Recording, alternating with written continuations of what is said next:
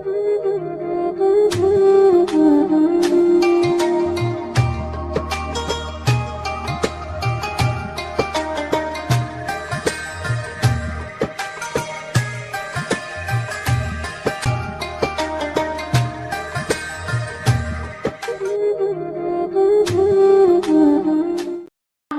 warahmatullahi wabarakatuh. Alhamdulillahilladzi arsala rasulahu bil huda wa dinil haq liyudhhirahu 'ala dini kulli wa kafa billahi syahida. Asyhadu an la ilaha illallah wa asyhadu anna Muhammadan abduhu wa rasuluh. Alhamdulillah, segala puji bagi Allah yang mempertemukan kita kembali di Kultum Ramadan Salimah. Mudah-mudahan Allah senantiasa istiqomahkan kita di dalam melaksanakan kebaikan. Salawat dan salam semoga senantiasa tercurahkan kepada Nabi Agung Muhammad Sallallahu Alaihi Wasallam yang menjadi teladan kita sepanjang zaman. Pemirsa Kultum Salimah yang berbahagia, masih teringatkah kita akan kisah bagaimana Nabiullah Adam alaihissalam dan Hawa dikeluarkan dari surga? Dan tentu kita masih ingat bagaimana setan berusaha dengan sekuat tenaga untuk kemudian bisa menggoda Adam dan Hawa sehingga mereka bisa tergelincir dan melakukan dosa dan akhirnya Allah mengeluarkan dari surga. Dan tentu kita juga masih teringat bagaimana setan bernegosiasi dengan Allah agar mereka bisa menggoda anak cucu Adam dan bisa memasukkan mereka, termasuk kita, ke dalam neraka. Setan dengan segala ikhtiarnya berusaha menggoda kita dari berbagai sisi hanya untuk kemudian menggoda kita dan tidak mengakui Allah sebagai Tuhan dan pada akhirnya melanggar syariat. Dalam Al-Quran, Allah berfirman dalam Quran surat An-Nas, A'udzubillahi minasyaitonirrajim, Bismillahirrahmanirrahim, Qul a'udzu birabbin nas, malikin nas, ilahin nas, min syarril waswasil khannas, alladzi yuwaswisu fi sudurin nas, minal jinnati wan nas. Di situ Allah menekankan kepada kita bahwa sesungguhnya setan itu godaannya sangat luar biasa. Bahkan setan itu bisa berwujud jin dan bisa berwujud manusia. Inilah kenapa Allah juga menggunakan atau menempatkan kata setan di dalam Al-Quran itu sampai 88 kali. Kenapa bisa seperti itu? Karena Allah hanya ingin mengingatkan kepada kita bahwa setan itu sangat keras sekali, sangat kreatif sekali di dalam menggoda manusia. Maka karena strategi yang luar biasa itu, kita pun sebagai manusia harus senantiasa waspada terhadap berbagai macam strategi yang kemudian dipakai oleh setan untuk menggoda manusia.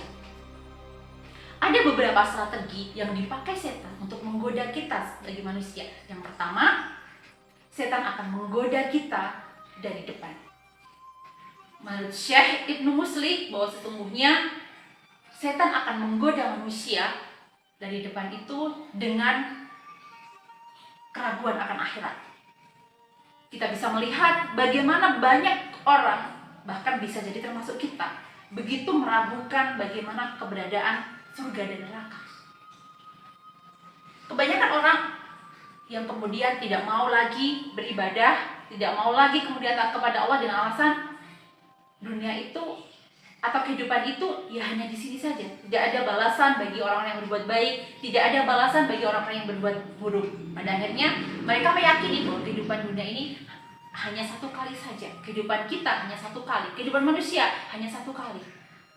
Sehingga yang terjadi adalah mereka bebas melakukan keburukan, mereka tidak yakin bahwa akhirat itu ada. Yang kedua, setan itu melakukan strategi untuk menggoda manusia dari arah belakang. Dari mana atau bagaimana kemudian setan itu menggoda dari arah belakang? Yakni setan itu membuat manusia khawatir dengan dunia. Kita bisa melihat banyak orang, bahkan bisa jadi kita, begitu kerasnya mengejar dunia dan begitu khawatirnya terhadap dunia. Kita takut melakukan ibadah karena misalnya saja lagi rapat. Karena kita takut misalnya saja nanti kemudian kita dihentikan dari pekerjaan kita. Kita begitu cintanya kepada harta, kita menumpuk-numpuk harta karena kita merasa bahwa itu adalah milik kita. Dan begitu cintanya kita kepada harta. Allah sudah menegaskan begitu luar biasa di dalam Al-Quran. Banyak sekali ayat Al-Quran yang kemudian menjelaskan kepada kita, menegaskan kepada kita manusia bahwa tidak usah khawatir dengan dunia, karena sesungguhnya dunia itu sudah Allah jamin. Tetapi karena godaan setan yang luar biasa, karena bisikan setan yang luar biasa, sehingga kita dikhawatirkan dengan dunia. Begitu cintanya kita kepada harta, dan apa yang terjadi? Orang begitu sulitnya untuk mengeluarkan harta. Orang begitu sulitnya untuk bersedekah, karena kita beranggapan bahwa sedekah akan mengurangi harta kita. Sedekah akan membuat kita itu miskin, sehingga pada akhirnya orang kemudian pelit, orang kemudian tidak lagi empati terhadap orang lain. Inilah kenapa dalam psikologi Islam, puasa itu menjadi sebuah psikoterapi sendiri untuk kemudian melahirkan self-awareness atau kesadaran diri. Ketika manusia kemudian berpuasa, idealnya kemudian muncul self-awareness. Allah menginginkan kita agar kita memiliki self-awareness atau kesadaran diri bahwa sesungguhnya untuk apa kita dilahirkan, apa yang akan kita lakukan, dan kemana akhir dari tujuan kita. Sehingga yang terjadi ketika seseorang itu memiliki self-awareness, maka dia akan tumbuh empatinya. Manusia akan kemudian bisa mengelola dirinya, akan kemudian yakin bahwa sesungguhnya Allah selalu menolong hambanya, bahwa apapun yang kemudian kita keluarkan untuk Allah, apapun yang kita nafkahkan untuk Allah, hakikatnya akan kembali kepada kita, sebagaimana dalam Al-Quran. Ada sebuah kisah di zaman Nabi Musa alaihissalam, kisah tentang sepasang suami istri yang meminta kepada Nabi Sulaiman, "Wahai Nabi Sulaiman, bersediakah engkau menolong kami dengan berdoa kepada Allah agar kami diberikan kekayaan?" Karena suami istri ini kekurangan harta. Kemudian Nabiullah alaihissalam, Musa alaihissalam meminta kepada Allah, "Ya Allah, berikanlah harta yang banyak kepada sepasang suami istri ini." Kemudian kata Allah, "Baiklah, akan aku berikan dia kekayaan selama sebulan. Setelah itu akan aku ambil lagi kekayaan itu." Kemudian suami istri itu sangat bergembira ketika Nabiullah Musa alaihissalam memberitahukan bahwa mereka akan diberikan kekayaan oleh Allah. Dan benar, beberapa hari kemudian ternaknya luar biasa ya, berkembang sangat pesat dan kemudian sangat menjadi orang yang kaya. Ternaknya berkembang pesat dan banyak yang beli ya, dan akhirnya menjadi orang yang kaya. Nah, kemudian selama bulan itu kemudian mereka itu dari hasil penjualannya, dari hasil dagangannya juga hasil ternaknya itu, mereka sepasang suami istri itu selalu memberikan tempat dan juga rumahnya, dan merelakan di situ, di dalam rumahnya itu disediakan makanan yang banyak, siapapun boleh makan tanpa harus bayar. Jadi dari depan ada 2 pintu, yang dari depan itu untuk mereka masuk, yang belakang itu ada pintu keluar, dan mereka sangat senang orang-orang itu pada makan di dalamnya. Sampai kemudian waktunya habis ya, kedua orang ini atau suami dan istri tadi masih juga sangat kaya raya, bahkan bertambah sekali kekayaannya. Nabi Musa pun heran dan kemudian bertanya kepada Allah, "Ya Allah, bukankah engkau mengatakan bahwa orang itu hanya akan kaya selama 1 bulan, tapi kenapa sampai saat ini sudah beberapa bulan dan kekayaan itu belum engkau ambil?"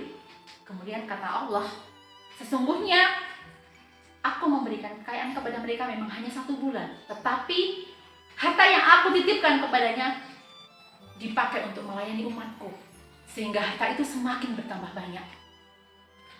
Maka aku tidak mungkin mengambilnya, karena harta itu dia berikan untuk melayani umatku." Insya Allah dari kisah tadi kita bisa mengambil ibrah, mengambil kesimpulan bahwa sesungguhnya apapun yang kita berikan untuk Allah, sesungguhnya akan dilipat gandakan oleh Allah. Inilah kenapa kita tidak usah khawatir dengan dunia, karena dunia itu sesungguhnya sudah Allah jamin. Bahkan Allah menegaskan kepada kita, ketika seorang manusia meninggal, maka sesungguhnya seluruh rizkinya telah Allah tunaikan. Selanjutnya, strategi yang dipakai oleh setan dari arah kiri itu sesungguhnya adalah orang cenderung kepada maksiat. Jadi orang cenderung kepada maksiat orang abai dengan syariat dan akhirnya orang tidak mau lagi melakukan dosa. Kita lihat saja, misalnya saja dulu orang itu bergandengan, laki-laki dan perempuan yang bukan muhrim bergandengan tangan, itu sangat malu sekali. Jangankan bergandengan tangan, ketemu saja sudah sangat malu. Tetapi sekarang, hari ini kita mendapati para remaja-remaja gitu ya, yang non muhrim itu bergandengan tangan, bahkan tidak ada bahkan beberapa tidak cuma gandengan tangan, sudah mulai berciuman di tempat-tempat terbuka, padahal mereka belum suami istri. Nah, inilah kenapa tadi bahwa sesungguhnya setan itu akan selalu menggoda manusia dari titik terlemah manusia. Maka ini yang dipakai oleh setan dalam melakukan strategi-strateginya untuk menggelincirkan manusia. Kemudian selanjutnya, strategi yang dipakai oleh setan adalah menggoda dari, kalau tadi kiri, maka yang selanjutnya adalah menggoda dari kanan, yaitu dengan cenderung melakukan dosa.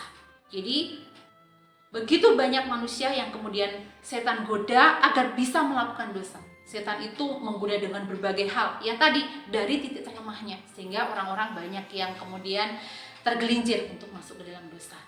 Nah, inilah kenapa kita diminta oleh Allah untuk senantiasa kemudian menyadari bagaimana tujuan hidup kita, dan kemudian senantiasa bersandar kepada Allah. Sesungguhnya Allah lah tempat kembali, dan sesungguhnya ketika kemudian kita mengikuti Allah, maka kita akan selamat dari godaan setan yang sangat terkutuk ya, yang kemudian akan Allah azab dan Allah akan masukkan ke neraka.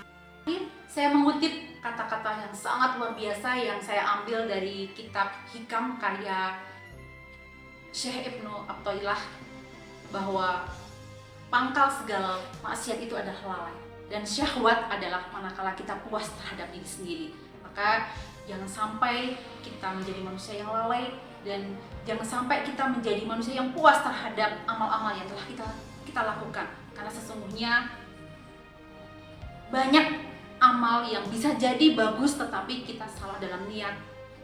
Kita masih tergoda dengan dunia dan sebagainya, sehingga hal itu kemudian mengotori amal-amal kita. Mudah-mudahan dengan kita selalu beramal terus-menerus, maka Allah akan menjauhkan kita dari godaan setan. Sekian, mudah-mudahan bermanfaat. Assalamualaikum warahmatullahi wabarakatuh.